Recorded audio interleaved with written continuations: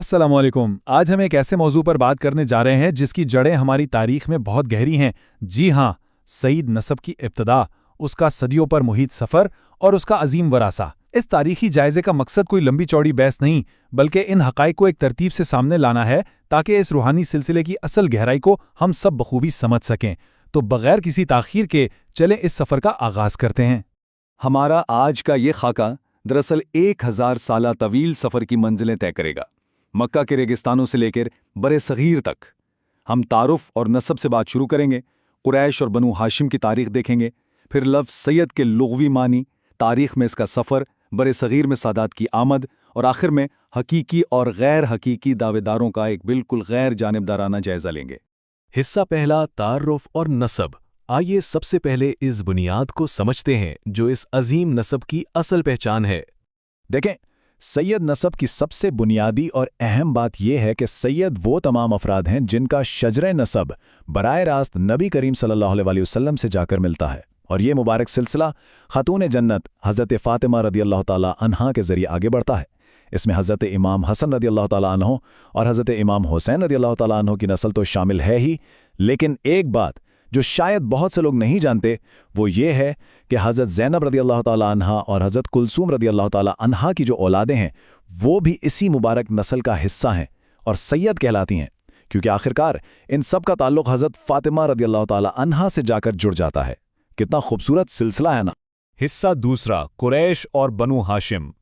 नसब को समझने के बाद अब वक्त का पहिया थोड़ा पीछे घुमाते हैं, बिल्कुल मक्का की इस तारीखी सरजमीन तक। हम सब जानते हैं कि नबी पाक सल्लल्लाहु अलैहि वसल्लम का ताल्लुक़ कुरैश की शाख बनु हाशिम से था, लेकिन कभी सोचा है कि लफ्ज़ कुरैश का असल मतलब क्या है? दरअसल तारीखदान बताते हैं कि ये लफ्ज़ कुरैश से निकला है, और कुरैश समंदर के एक इंतहाई ताकतवर और गालिब जानवर को कहते हैं। एक ऐसा जानवर जिसे कोई हरा नहीं सकता, जो सब पर हावी रहता है। बिल्कुल उसी जानवर की तरह कुरैश कबीला भी अपनी बेपनाह बहादुरी और दबदबे की वजह से पूरे खित्ते में गालिब था। इसी मुनासिबत से उनका ये नाम मशहूर हुआ। अच्छा, अब ज़रा लफ्ज़ हाशिम की तारीख पर गौर करते हैं। इमाम मालिक और इमाम शाफ़ई के हवालों से पता चलता है कि हाशिम का असल नाम तो अम्र था। तो ये हाशिम कैसे बन गए? इसके पीछे एक कमाल का तारीखी वाक़या है।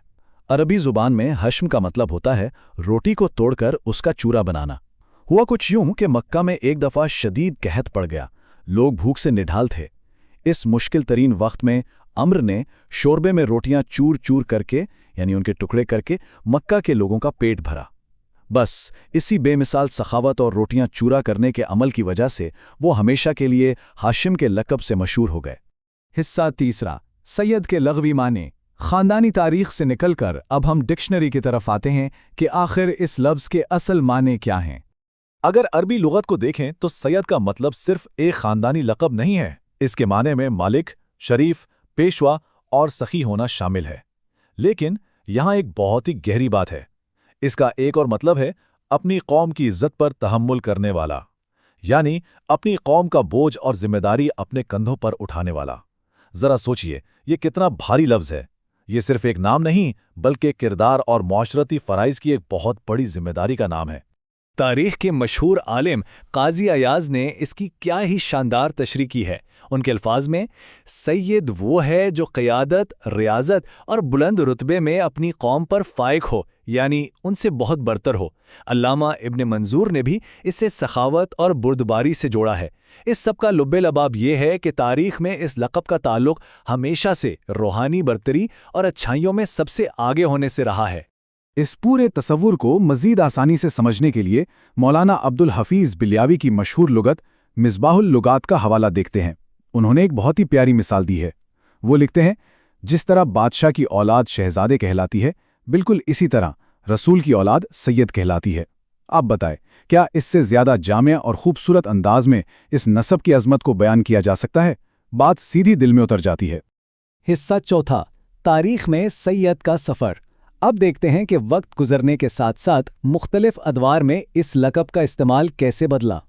अगर हम तारीख के सफ़हात पलटें तो अहले फारिस वैसे तो अपने सरदार को सैयद कहते थे, लेकिन तीसरी सदी हिजरी में जब नबी करीम सल्लल्लाहु अलैहि वसल्लम की आल फारिस में आकर आबाद हुई तो लोगों ने देखा कि शराफत और अज़मत में तो ये ख़ानदान सब पर भारी है। نتیجہ کیا نکلا؟ تیسری صدی میں سید کا استعمال صرف خالص سادات کے لیے مختص ہو گیا۔ اس کے بعد چوتھی سے چھٹی صدی کے درمیان تاریخ بیہق جیسی مستند کتابوں میں بھی اس کے باقاعدہ استعمال کے واضح شواہد ملتے ہیں۔ اس ارتقاء میں ایک بہت اہم موڑ مصر میں فاطمی حکومت کا دور تھا۔ علامہ جلال الدین سیوطی کے مطابق قرون اولیٰ میں تو ہر وہ شخص سید کہلاتا تھا جس کا تعلق اہل بیت سے ہو، لیکن جب 909 سے 1171 عیسوی تک مصر میں خلفائے فاطمین کا دور آیا تو سرکاری سطح پر ایک باقاعدہ ضابطہ بنا دیا گیا۔ اس کے تحت سید کا لفظ باقاعدہ طور پر صرف اور صرف حضرت امام حسن رضی اللہ تعالیٰ عنہ اور حضرت امام حسین رضی اللہ تعالیٰ عنہ کی اولاد کے لیے خاص کر دیا گیا۔ یہ تاریخ کا ایک اہم ترین موڑ تھا۔ حصہ 5واں، برصغیر میں سادات۔ اب مشرق وسطیٰ سے نکل کر ہم اپنے خطے یعنی برصغیر پاک و ہند کی طرف آتے ہیں۔ دیکھیں، برصغیر کے مقامی کلچر میں شروع میں پیری مریدی کرنے والے اکثر لوگ عقیدت میں خود کو سید یا شاہ لکھ لیتے تھے۔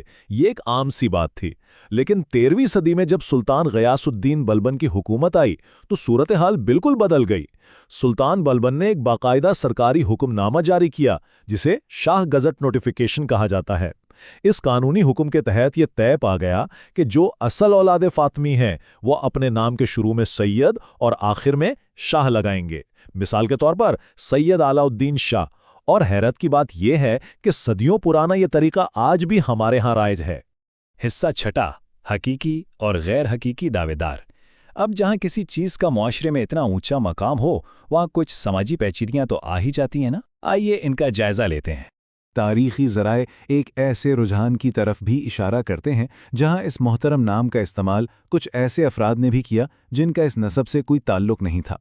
تاریخ بتاتی ہے کہ بر صغیر میں ایسے خانہ بدوش گروہ موجود تھے جو روزگار یا امداد کے لیے سفر کرتے تھے۔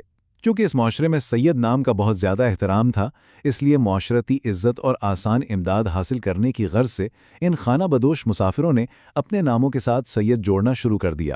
یہ ایک تاریخی حقیقت ہے جسے مورخین نے بڑی غیر جانبدارانہ نظر سے ریکارڈ کیا ہے۔ تو اس پورے جائزے کے اختتام پر ایک بڑا ہی اہم سوال سامنے آتا ہے۔ الحمدللہ آج بھی ہمارے معاشرے میں ایسے بے شمار سادات موجود ہیں جن کا اخلاق اور رہن سہن چیخ چیخ کر بتاتا ہے کہ وہ اسی عظیم خون کے وارث ہیں۔ لیکن یہ 1000 سال کا سفر مکہ کی سخاوتوں سے لے کر برے صغیر کے ریاستی قوانین تک ہمیں یہ بتاتا ہے کہ یہ کوئی عام خاندانی نام نہیں بلکہ ایک بہت بڑی روحانی میراث ہے۔ کیا اس 1000 سالہ سفر کو سمجھنے کے بعد اب ہمیں اندازہ نہیں ہوتا کہ ایسے مقدس تاریخی سلسلوں کا تحفظ کرنا اور ان کے اصل تقدس کو برقرار رکھنا آج کے دور میں کتنا ضروری ہے، اور اس ورثے کی حفاظت میں ہم بطور معاشرہ کیا کردار ادا کر سکتے ہیں؟ یہ وہ سوال ہے جس پر ہم سب کو غور کرنا چاہیے۔